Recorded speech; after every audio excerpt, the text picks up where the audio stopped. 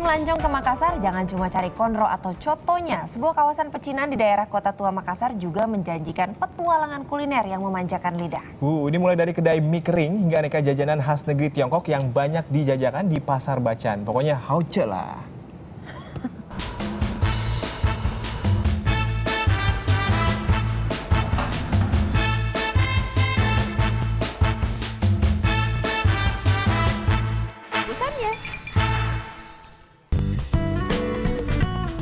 Selalu ada cerita di balik keberadaan sebuah kuliner, termasuk kuliner Tionghoa di Makassar, Sulawesi Selatan. Ini kawasan pecinan di jantung kota Makassar. Kaum Tionghoa mulai masuk ke Makassar sejak kepemimpinan dinasti Ming pada abad ke-14. Mereka datang untuk berdagang. Di kawasan yang biasa disebut Kota Tua Makassar ini, beragam bangunan kuno yang kental nuansa Tionghoa masih bertahan.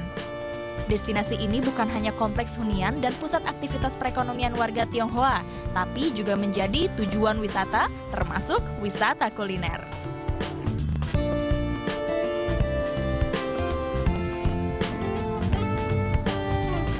Terima kasih. Kawasan ini menjadi penanda penting keberadaan warga Tionghoa di Makassar. Kekayaan budaya serta kulinernya bertahan hingga sekarang. Salah satu kekayaan kuliner pecinan Makassar yang melegenda, mie kering.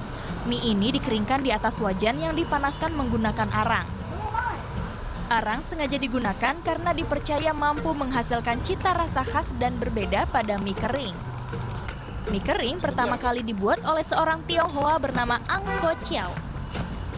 Mie ini pertama kali dijajakan di kawasan pecinan yang juga lokasi permukiman.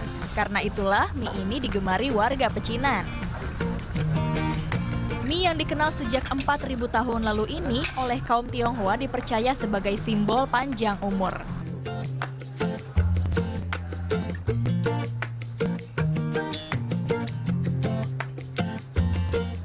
Mie ini memang identik dengan kuliner warga Tionghoa, dan warga Tionghoa di Makassar terus berinovasi untuk menghasilkan olahan mie yang berbeda. Dan olahan mie kering pertama di Makassar di sini tempatnya di kawasan pecinan.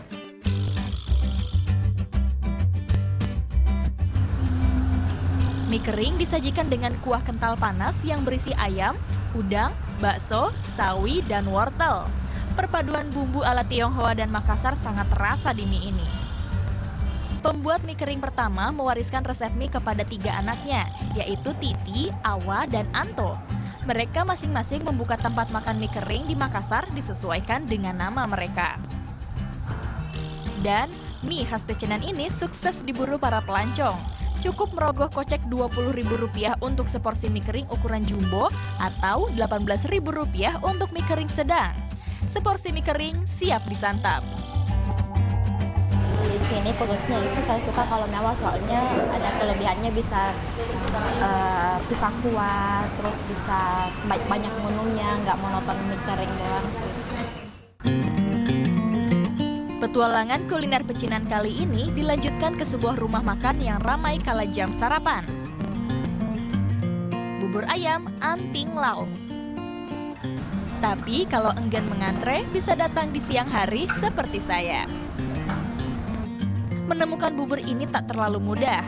Tak ada papan nama untuk menandakan tempat makan ini. Namun, kelenteng kuno yang berada persis di sisi rumah makan bisa dijadikan penanda.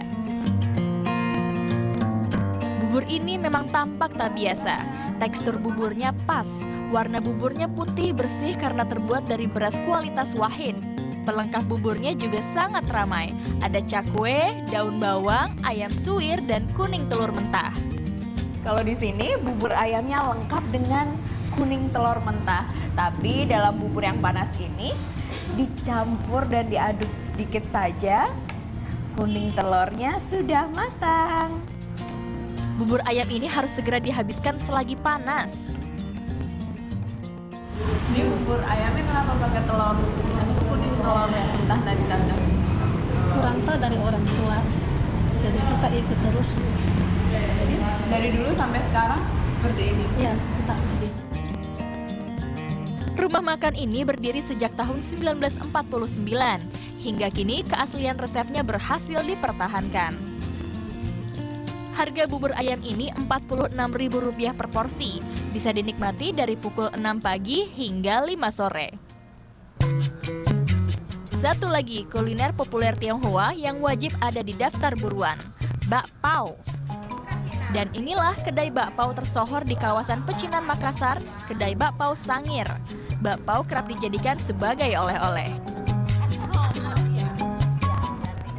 Panas. Panas banget, Oma. Iya.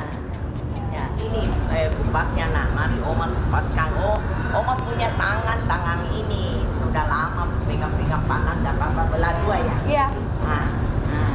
Makasih, Oma. Oh, enak. Iya. Dalam bahasa Tionghoa, bakpao berarti daging yang dibungkus. Kedai ini menawarkan 7 jenis bakpao yang masing-masing dibanderol dengan harga Rp9 hingga Rp11.000 per buah.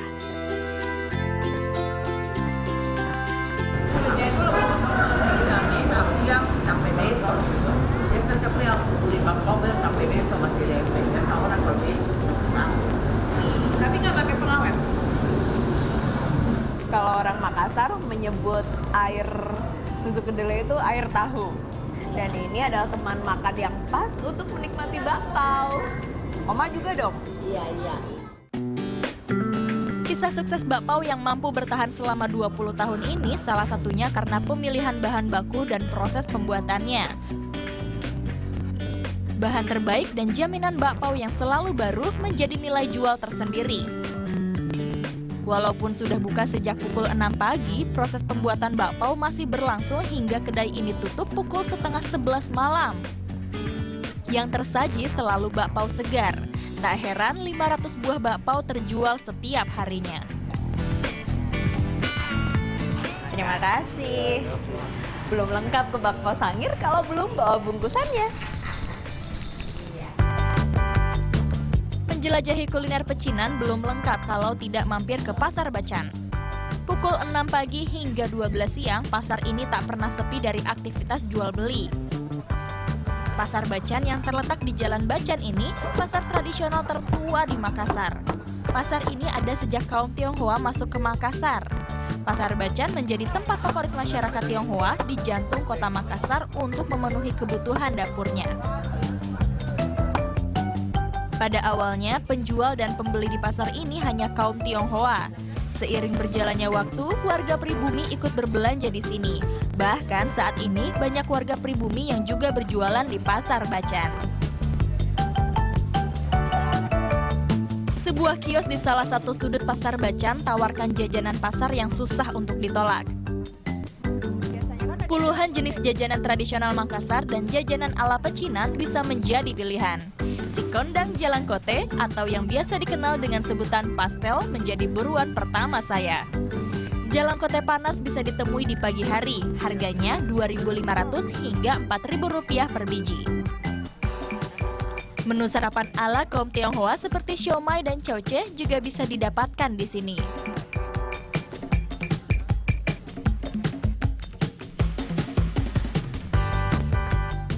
Kekayaan kuliner di berbagai daerah memang tak pernah habis untuk dijelajahi. Cerita panjang di balik kehadirannya menjadikan sebuah makanan tak hanya nikmat untuk dicecap, namun juga mendapat tempat di hati. Ayu Wardani, Ari Priyambodo melaporkan untuk NET. Dari semua makanan tadi saya paling pengen cobain bakpaonya. Kenapa alasannya? Tadi ada dagingnya banyak, terus ada telurnya juga. Unik sekali kan? Benar-benar. Dan kayaknya tadi fresh banget dagingnya Nah, sih ya. itu dia. Oke, kalau gitu nanti kita bilang sama Ayu untuk bawain kita bakpao. Iya bener ya.